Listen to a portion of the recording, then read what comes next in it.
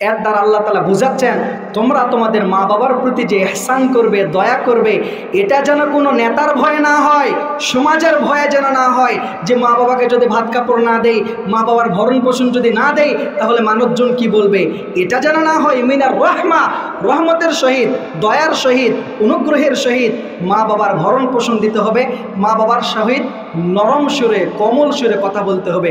বিধানটা কার? যেমন স্বৈরাচার শাসক 16টা বছর আমাদেরকে কষ্ট দিয়েছে, 16টা বছর তারা আলেম ওলামাদেরকে আয়না ঘরের মতো কোনো ঘর তৈরি করে আলেমদেরকে বন্দি করে রেখে বছরের পর বছর নির্যাতন করেছে, জুলুম করেছে, নিপীড়ন করেছে, হাজারো স্ত্রীকে বিধবা করেছে, হাজারো সন্তানদেরকে তার পিতামাতা থেকে বঞ্চিত করেছে, হাজারো সন্তানকে এতিম করেছে স্বৈরাচার শাসক। প্রিয় ভাইরা, স্বৈরাচার শাসকের পতন হয়েছে কারণ আল্লাহ তাআলা এই সমস্ত মাজলুমের দোয়া কবুল করেছেন। এই জন্য আমরা বাংলাদেশে এক স্বৈরাচার পালিয়েছে আর দ্বিতীয় কোনো স্বৈরাচারকে দেখতে চাই না। আমরা কোরআন দিয়ে দেশ চালাতে চাই। রাজি আছি না নাই? কোরআন দিয়ে দেশ চালাবো ইনশাআল্লাহ। রব্বুল আলামিন বলেন, ওয়া ক্বাদা রাব্বুকা আল্লা তা'বুদু ইল্লা ইয়্যাহ। হে দুনিয়ার বান্দা বান্দিগণ, তোমরা একমাত্র কেবলমাত্র একজনের আনুগত্য করবে। চিল্লায়ে বলেন তিনি কে? আরো জোরে বলতে হবে তিনি কে? আমাদের রিজিক দিয়েছেন কে? আমাদের হায়াত দিয়েছেন কে? আমাদের সৌন্দর্যতা দিয়েছেন কে? সুস্থতা দিয়েছেন কে? আনুগত্য করব কার? জোরে বলেন, আনুগত্য করব কার? আইন মানব কার? সংসদে কার আইন চালু করব? কার আইন?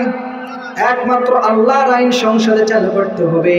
কোনো তন্ত্রমন্ত্র নয়, কোনো মানুষের তৈরি করা আইন দিয়ে কখনো দুনিয়াতে শান্তি প্রতিষ্ঠিত করতে পারবেন না। দুনিয়ায় যদি শান্তি পেতে চান একমাত্র কেবলমাত্র রবের আনুগত্য করতে হবে, রবের আইন দুনিয়ায় বাস্তবায়ন করতে হবে, তবেই শান্তি আছে। ঠিক কিনা? রবের আনুগত্য ছাড়া কখনো শান্তি নাই। যতই আপনাকে যতই কথাই বলুক না কেন, এই করব সেই করব, এই দেখাবো সেই দেখাবো, অনেক দেখেছি, 53 বছর পর্যন্ত শুধু দেখেছি। এই জন্য আমরা আর কারো তন্ত্রমন্ত্র শুনতে চাই না, আর কারো ওয়াদা শুনতে চাই না। আমরা এখন থেকে পারিবারিক জীবনে, সামাজিক জীবনে, রাষ্ট্রীয় জীবনে, আন্তর্জাতিক অঙ্গনে, সংসদে কোরআনের আইন বাস্তবায়ন করতে চাই। চিল্লায়ে বলেন ঠিক কিনা? সংসদে কোরআনের আইন বাস্তবায়ন হোক। আমাদের পারিবারিক জীবন থেকে শুরু করে, সামাজিক জীবন থেকে শুরু করে, আন্তর্জাতিক অঙ্গন থেকে শুরু করে আমাদের সংসদে কোরআনের আইন বাস্তবায়ন হোক। কোরআন দিয়ে গোটা বাংলাদেশ চলবে, কোরআন দিয়ে গোটা পৃথিবী চলবে। এক আল্লাহর আইন ছাড়া কোন মানুষের তন্ত্র মন্ত্র, কোন মানুষের তৈরি করা আইন আমরা মানি না। আমরা আল্লাহর আইন দ্বারা কোরআন, আমরা আল্লাহর আইন দ্বারা সংসদ পরিচালনা করতে চাই। চিল্লিয়ে বলেন ঠিক কিনা? আল্লাহর আইন ছাড়া আপনাকে কেউ শান্তি দিতে পারবে না, কোরআন ছাড়া কেউ আপনাকে শান্তি দিতে পারবে না। যতই ওয়াদা করুক, যতই শোনাক, এই করব সেই করব, 53 বছর পর্যন্ত দেখেছি। এবার আমরা আর কোনো কথা শুনতে চাই না। একমাত্র কোরআন দ্বারা আইন চলবে, কোরআনের আইনে দেশ চলবে। আমরা চাই কি চাই না? কোরআন দ্বারা দেশ চলবে। প্রিয় ভাইরা, এই জন্য আল্লাহর আনুগত্য করতে হবে। কার আনুগত্য করতে হবে? রব্বুল আলামিন আয়াতের মধ্যে বলছেন, ওয়াবিল ওয়ালিদাইনি ওয়া ক্বাদা রাব্বুকা আল্লা তা'বুদু ইল্লা ইয়্যাহু ওয়া বিল ওয়ালিদাইনি ইহসানা। তোমরা আল্লাহর আনুগত্য করবে, আল্লাহর ইবাদত ছাড়া আর কোনো ইবাদত করা যাবে না। রব্বুল আলামিনের পরে বলেন, ওয়া বিল ওয়ালিদাইনি ইহসানা। জোরে বলি আল্লাহু আকবার। রব্বুল আলামিন বলেন, আল্লাহর ইবাদতের পর তোমরা মা বাবার সাথে ইহসান করবে, দয়া করবে। কি করবে? মা বাবার সাথে দয়া করতে হবে, অনুগ্রহ করতে হবে। ইম্মা ইয়াবলুগান্না ইনদাকাল কিবারা আহাদুহুমা আও কিলাহুমা। তোমার জীবদ্দশায় তোমার মা বাবা দুজনের একজন অথবা উভয়জন যদি বার্ধক্যে উপনীত হয়ে যায়, ফালা তাকুল লাহুমা উফফিন ওয়ালা তানহারহুমা ওয়া কুল লাহুমা কাওলান কারীমা। তোমার মা বাবা যদি বার্ধক্যে উপনীত হয়ে যায়, খবরদার তাদেরকে আহ কোনো শব্দ বলবা না। খবরদার, ওয়ালা তানহারহুমা, মা বাবাকে ধমক দিবা না। মা বাবাকে কি দিবা না? ধমক দিবা না। ওয়া কুল লাহুমা কাওলান কারীমা, বরং মা বাবার সাথে নম্র সুরে, বিনয়ের সুরে কথা বলবে। বিধানটা কার? আরো জোরে বলতে হবে বিধানটা কার? রব্বুল আলামিন আয়াতের শুরুর অংশে বললেন আল্লাহর আনুগত্য করবে, আল্লাহর আইন বাস্তবায়ন করবে, মানুষের তন্ত্র মন্ত্র দিয়ে কোনোদিন শান্তি পাবে না। এক আল্লাহর আইন ছাড়া কোনোদিন শান্তি প্রতিষ্ঠিত হবে না। আল্লাহর আইন ছাড়া কোনোদিন মানুষ নিরাপত্তা পাবে না। আল্লাহর আইন ছাড়া মানুষ কখনো তাদের অধিকার নিশ্চিত করতে পারবে না। আল্লাহর আইন দ্বারা যখন দেশ চলবে, আল্লাহর আইন দ্বারা যখন সংসদ চলবে, তখন নিম্ন শ্রেণীর মানুষ থেকে শুরু করে ঊর্ধ্ব স্তরের যত মানুষ আছে সবগুলো মানুষ এক নিরাপত্তার চাদরে আবৃত হয়ে যাবে। রব্বুল আলামিন এই আয়াতের মধ্যে আল্লাহর আনুগত্যের কথা বলেছেন, আল্লাহর বিধানের কথা বলেছেন। আল্লাহর বিধান পালন করা বান্দাদের জন্য ফরজ। বান্দাদের জন্য কি? একটু জোরে বলতে হবে কি? তার মানে এই আয়াতের শুরুতে আল্লাহ তাআলা তার বান্দাদেরকে তার ইবাদতের প্রতি আকৃষ্ট করেছেন। বান্দা যা কিছুই করো না কেন, আমি আল্লাহর ইবাদত করতে হবে।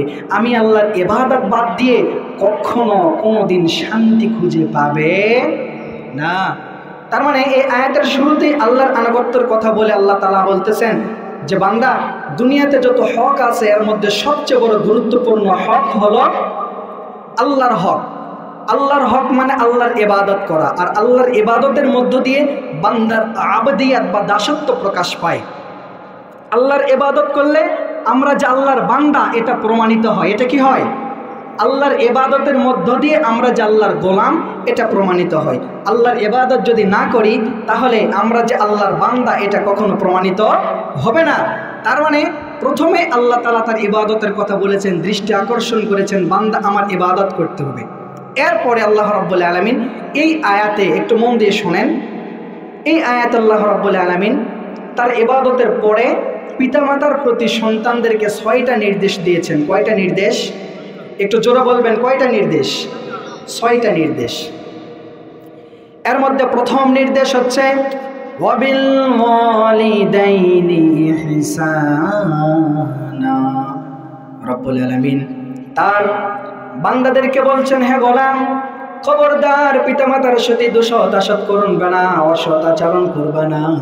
আল্লাহ তাআলা বলেন ওয়াবিল ওয়ালিদাইনি ইহসানা, পিতামাতার সাথে সুন্দর আচরণ করবা, পিতামাতার প্রতি অনুগ্রহ করবা, দয়া করবা। বিধানটা কার? ইহসান কাকে বলে? মা মা'নাল ইহসান লুগাতান ওয়া ইসতিলাহান ওয়া কাম কিসমাল্লাহ। ইহসান কাকে বলে? ইহসান যে আল্লাহ তাআলা আয়াতের মধ্যে উল্লেখ করেছেন, ওয়াবিল ওয়ালিদাইনি ইহসানা, তোমরা তোমাদের পিতামাতার প্রতি ইহসান করো। ইহসানের বাংলা অর্থ হচ্ছে দয়া। ইহসানের বাংলা অর্থ কি? দয়া, অনুগ্রহ। অর্থাৎ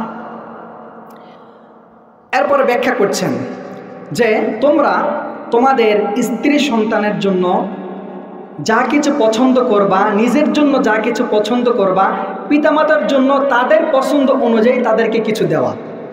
হাটে বাজারে, শহরে বন্দরে, দেশে বিদেশে কোথাও ভ্রমণে গেলে নিজের জন্য, নিজের স্ত্রীদের জন্য, নিজের সন্তানাদির জন্য, বন্ধু বান্ধবের জন্য যদি কোনো কিছু ক্রয় করেন তাহলে সেখানে মা এবং বাবার জন্য তাদের পছন্দনীয় কোনো কিছু ক্রয় করে নিয়ে আসাকে বলা হচ্ছে ইহসান। এটাকে কি বলা হচ্ছে? ইহসান। ইহসান হচ্ছে নেওয়ার বেলায় কম নেওয়া, দেওয়ার বেলায় বেশি দেওয়া। মানে আমি নিব কম কিন্তু দিব বেশি। এটাকে কি বলা হয়? ইহসান বলা হয়। প্রিয় ভাইরা, আল্লাহ তাআলা আয়াতের প্রথমে বলছেন ওয়াবিল ওয়ালিদাইনি ইহসানা, প্রথম নির্দেশ, পিতামাতার প্রতি সন্তানের প্রথম নির্দেশ তাদের প্রতি ইহসান করবে, তাদের প্রতি দয়া করবে, তাদের প্রতি অনুগ্রহ করবে। আর এই দয়া এবং ইহসান করার ক্ষেত্রে কোনো বয়সের সীমানা নির্ধারিত করা নেই। এবং মা বাবা যদি অমুসলিমও হয় এক্ষেত্রেও তাদের সাথে সৎ ব্যবহার করতে হবে, তাদের সাথে কোনো অসৎ আচরণ করা যাবে না। বুখারীর এক বর্ণনা এসেছে, হযরত আসমা রাদিয়াল্লাহু তাআলা আনহা তিনি বিশ্বনবীকে বললেন, ইয়া রাসূলুল্লাহ, হাবিবাল্লাহ, আমার মা মুশরিকা, আমার মা মাঝে মাঝে আমার কাছে আসে, তো আমি কি আমার মায়ের আদর আপ্যায়ন করতে পারবো? বিশ্বনবী জবাব দিলেন, সিলি উম্মুকি, তুমি তোমার মায়ের সাথে সদ্ভাব বজায় রেখে চলবে, তুমি তোমার মায়ের আদর আপ্যায়ন করবে। এরপর রব্বুল আলামিন বলেন ওয়াসাহিবুহুমা ফিদ দুনিয়া মা'রুফা, মা বাবা যদি অমুসলিম হয়, মা বাবা যদি কাফের হয়, মা বাবা যদি বেঈমান হয়, তাদের সাথে সুন্দর ব্যবহার করতে হবে। বিধানটা কার? মা বাবার প্রতি দয়া করতে হবে, ইহসান করতে হবে। মা বাবার বিপদে আপদে তাদের পাশে দাঁড়াতে হবে, সুখে দুঃখে তাদের পাশে দাঁড়াতে হবে। মা বাবার বৈধ আনুগত্যগুলো করতে হবে। তবে হ্যাঁ, মা বাবা যদি অবৈধ কোনো নির্দেশ দেয়, সেই নির্দেশ আবার মানা যাবে নাকি? মা বাবার বৈধ নির্দেশগুলো মানতে হবে। মা বাবা যদি অবৈধ কোনো নির্দেশ করে, সেই নির্দেশ মানা যাবে না। কারণ বিশ্বনবী বলেছেন, লা তাআতা লিমাখলুকিন ফি মাসিয়াতিল খালিক। সৃষ্টিকর্তার আনুগত্য করতে গিয়ে আল্লাহ তাআলার নাফরমানি করা হারাম। কোনো মানুষকে খুশি করতে গিয়ে, নিজের স্ত্রীকে খুশি করতে গিয়ে, নিজের বন্ধু বান্ধবকে খুশি করতে গিয়ে, নিজের প্রতিবেশীকে খুশি করতে গিয়ে, নিজের প্রজাদেরকে খুশি করতে গিয়ে এক আল্লাহর নাফরমানি করা যাবে না। একমাত্র আল্লাহর ইবাদত করতে হবে। প্রিয় ভাইরা, আল্লাহ তাআলা বলছেন, তোমার মা বাবা শিক্ষিত হোক, অশিক্ষিত হোক, জ্ঞানী হোক, মূর্খ হোক, শ্বেতাঙ্গ হোক, কৃষ্ণাঙ্গ হোক, সুস্থ হোক, অসুস্থ হোক, আলেম হোক, জালেম হোক, তোমার মা বাবা যেরকমই হোক না কেন, তোমার মা বাবা যদি বৃদ্ধ হয়, তোমার মা বাবা যদি অসুস্থ হয়, এক কথায় তোমার মা বাবা যেরকমই হোক না কেন, আল্লাহ তাআলা বলছেন, ওয়াবিল ওয়ালিদাইনি ইহসানা। হে গোলাম, তুমি তোমার মা বাবার সাথে সৎ আচরণ করবা, তুমি তোমার মা বাবার প্রতি ইহসান করবা, মা বাবার প্রতি দয়া করবা। বিধানটা কার? প্রিয় ভাইরা, আল্লাহ তাআলা সূরা বানী ইসরাঈলের 23 এবং 24 নম্বর আয়াতে প্রথম অংশে তার আনুগত্যের কথা বলেছেন, তার ইবাদতের কথা বলেছেন। এরপরে পিতামাতার প্রতি সন্তানদেরকে 6টা নির্দেশ দিয়েছেন। কয়টা নির্দেশ? জোরে বলতে হবে, একটু রিপিট করেন। কয়টা নির্দেশ? 6টা নির্দেশ। প্রথম নির্দেশে বান্দা ওয়াবিল ওয়ালিদাইনি ইহসানা, পিতামাতার প্রতি ইহসান করো, দয়া করো, অনুগ্রহ করো। চিল্লায়ে বলেন, বিধানটা কার? পিতামাতার প্রতি ইহসান করব তো আমরা। প্রথম শেষ। এবার আসুন দ্বিতীয় নির্দেশ। রব্বুল আলামিন বলেন, ফালা তাকুল লাহুমা উফিন। খবরদার, তোমার পিতামাতাকে উহ আহ বলবা না। কি বলবা না? উহ আহ বলবা না। তার মানে উহ দ্বারা, উফুন শব্দ দ্বারা এমন কিছু বোঝানো হয়েছে যার দ্বারা বিরক্তি ভাব প্রকাশ পায়। অর্থাৎ পিতামাতা যখন বার্ধক্যে উপনীত হয়, তখন তাদের বুদ্ধি বিবেচনা অকেজো হয়ে যায়। তখন তারা শিশুদের মতো কথাবার্তা বলে, তাদের দাবি দেওয়া বেড়ে যায়, তাদের কামনা বাসনা বেড়ে যায়। আল্লাহ তাআলা বলেন, হে গোলাম, তোমার মা বাবা যদি তোমার কাছে কামনা বাসনা বেড়ে যায়, বা তোমার মা বাবা যদি এমন কোনো কথাবার্তা বলে যার দ্বারা তুমি যদি কষ্টও পাও, এরপরও বলা তাকুল্লাহুমা উফিউ। খবরদার, পিতা মাতাকে উহ শব্দ বলবা না, এমন কোনো কথা বলবা না যেই কথার দ্বারা তোমার মা বাবা কষ্ট পেয়ে আহ শব্দ বলে। কারণ মা বাবা শুধু নয়, পৃথিবীর কোনো মানুষ যদি জালেমের দ্বারা নির্যাতিত হয়ে, কোনো মাজলুম যদি আল্লাহর কাছে হাত তুলে দোয়া করে আর আহ শব্দ যদি উচ্চারণ করে, ওই জালেমের পতন নিশ্চিত হবে। চিল্লায় বলেন ঠিক কিনা? কারণ 3 শ্রেণীর মানুষের দোয়া কবুল হয়। এর মধ্যে এক শ্রেণীর মানুষ হচ্ছে যারা মাজলুম, যারা জালেমের পক্ষ থেকে নির্যাতিত হয়। ওই সমস্ত নির্যাতিত মানুষ যদি আল্লাহর কাছে দোয়া করে, আল্লাহ তাদের দোয়াটা কবুল করে নেয়।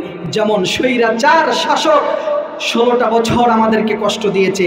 16টা বছর তারা আলেম ওলামাদেরকে আয়না ঘরের মতো কোনো ঘর তৈরি করে আলেমদেরকে বন্দি করে রেখে বছরের পর বছর নির্যাতন করেছে, জুলুম করেছে, নিপীড়ন করেছে, হাজারো স্ত্রীকে বিধবা করেছে, হাজারো সন্তানদেরকে তার পিতামাতা থেকে বঞ্চিত করেছে, হাজারো সন্তানকে এতিম করেছে স্বৈরাচার শাসক। প্রিয় ভাইরা, স্বৈরাচার শাসকের পতন হয়েছে কারণ আল্লাহ তাআলা এই সমস্ত মাজলুমের দোয়া কবুল করেছেন।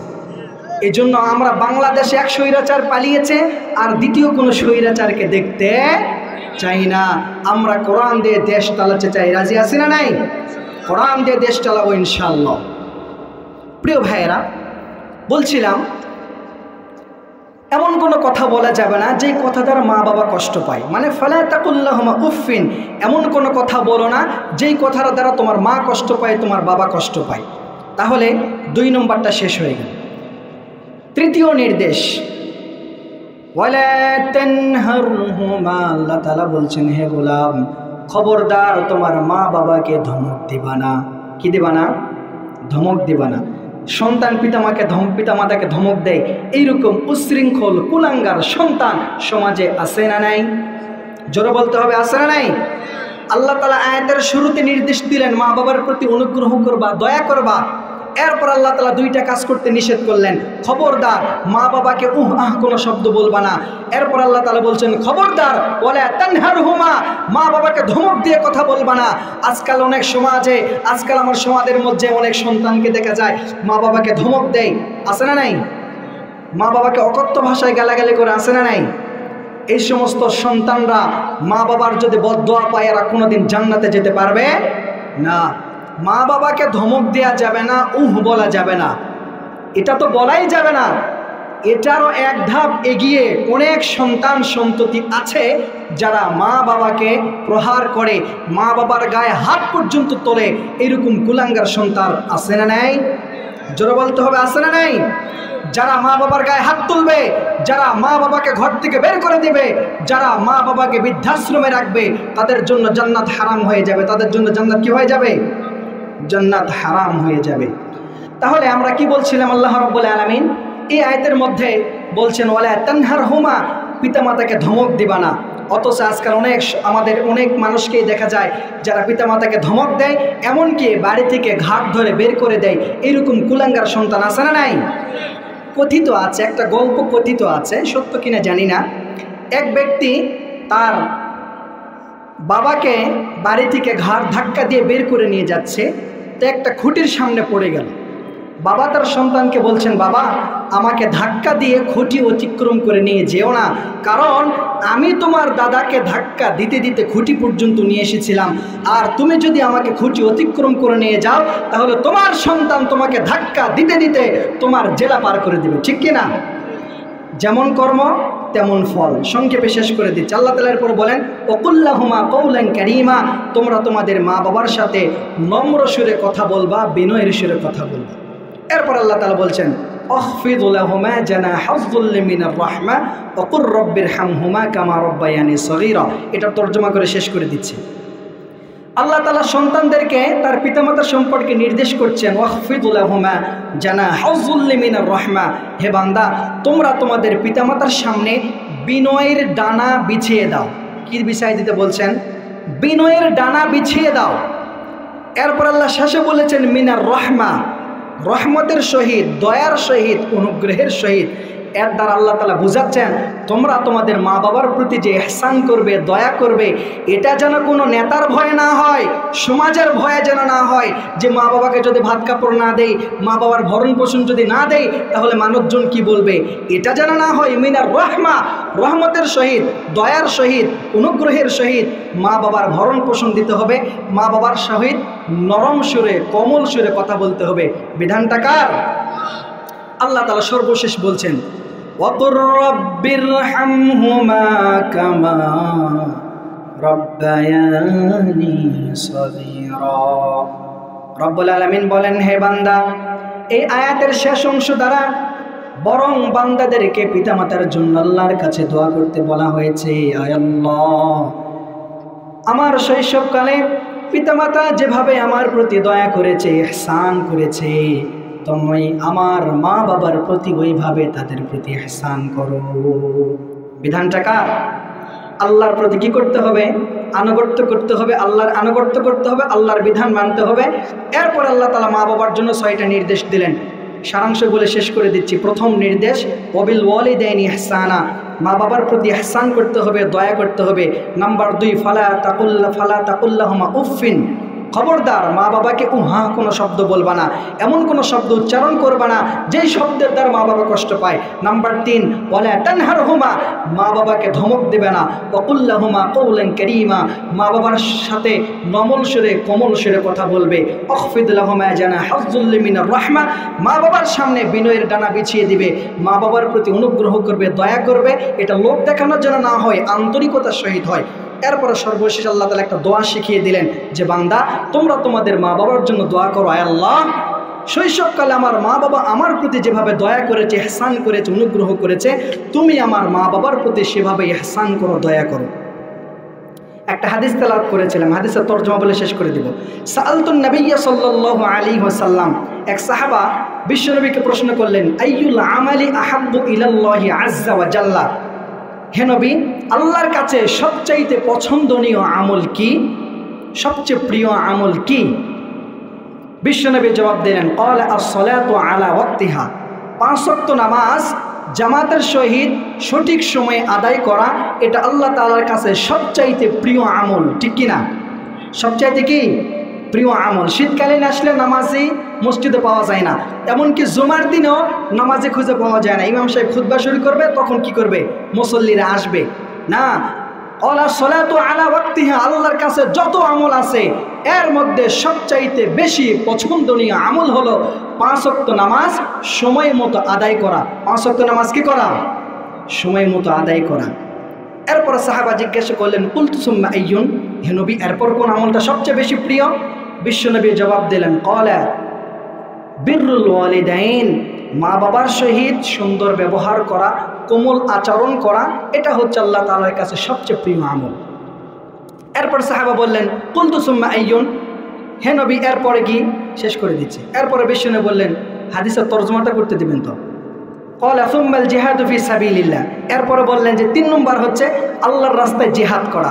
প্রিয় ভাইরা, জিহাদের মতো স্বীকৃত একটা আমল মা বাবার খেদমতের পরে বলেছেন, মা বাবার খেদমতের কথাটা আগে বলেছেন। প্রথম বলেছেন নামাজ, এরপরে মা বাবার আনুগত্য, মা বাবার খেদমত, মা বাবার সেবা যত্ন, মা বাবার প্রতি দয়া করা, এরপরে বলেছেন কি করার কথা? জিহাদ করার কথা। আর এই হাদিসটা সহিহাইনের মধ্যে এসেছে। ইমাম মুসলিম, ইমাম বুখারী তাদের উভয় গ্রন্থের মধ্যে হাদিসটি উল্লেখ করেছেন। আমি আমার আলোচনা শেষ করে দিচ্ছি। সংক্ষিপ্ত সময়ে আমি সূরা বানী ইসরাঈলের 23 এবং 24 নম্বর আয়াত থেকে কথা বলার চেষ্টা করেছি। এই আয়াতের মধ্যে আল্লাহর আনুগত্য এবং মা বাবার প্রতি 6টা নির্দেশ দিয়েছে। আল্লাহ রাব্বুল আলামিন আমাদের সবাইকে কথাগুলো বোঝা এবং মানার তৌফিক দান করুন। আমি যতটুকুই কথা বলেছি কোরআন সুন্নাহর আলোকেই বলেছি। এরপরেও যদি আমার মুখ দ্বারা এমন কোনো কথা বের হয় যার দ্বারা যদি কেউ কষ্ট পেয়ে থাকেন, আমাকে ক্ষমা করে দেবেন। আর কোরআন সুন্নাহর বাহিরে যদি হয়ে যায়, আল্লাহ তাআলা যেন আমাদের স্মৃতিপট থেকে এগুলো মুছে দেন। আল্লাহ রাব্বুল আলামিন আমাদের